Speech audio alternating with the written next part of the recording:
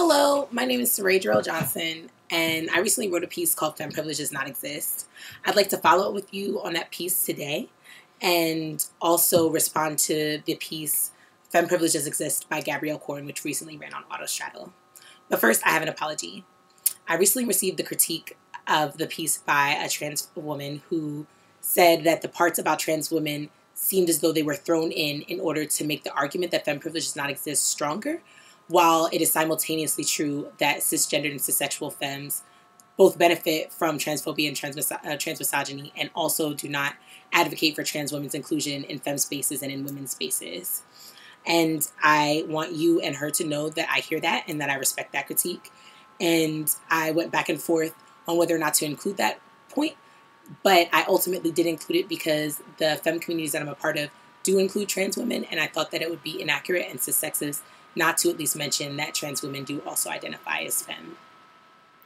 But in light of that critique, I understand now that it is that language was appropriate now, appropriative, and I will be more careful with my language in the future.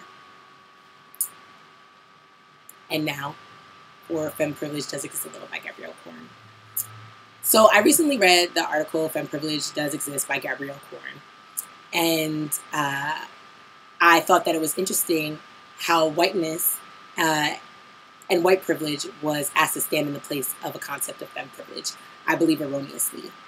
But once I got down to the comments, I was even more interested in the way that femmes of color were being silenced in their conversation about how femme privilege does not actually work for them as people of color. And I even saw some commenters talking about how they didn't know I was black, as though my blackness would have colored their opinion of the piece or changed their response to it. I think that that is interesting because Gabrielle Corn, the author of the piece, does know that I'm black. We interned together at the Lesbian Her Story Archives in 2009. In light of that, I also know that if I had told you that I was black before I wrote the piece, you would not have read the piece. A simple Google search would have yielded the fact that I am in fact black, that I'm disabled and chronically ill, and also that I use the pronoun ze and here, but those things were never inquired of me. I think that this article was just one more way where whiteness and cute white femmes are allowed to set the tone for what feminist means to everyone. And I think that that's unfortunate. What Gabrielle Corn speaks about is not privilege, but misogyny, which she's only able to access through her white privilege. If only 40% of white people were able to access white privilege, will we call it white privilege?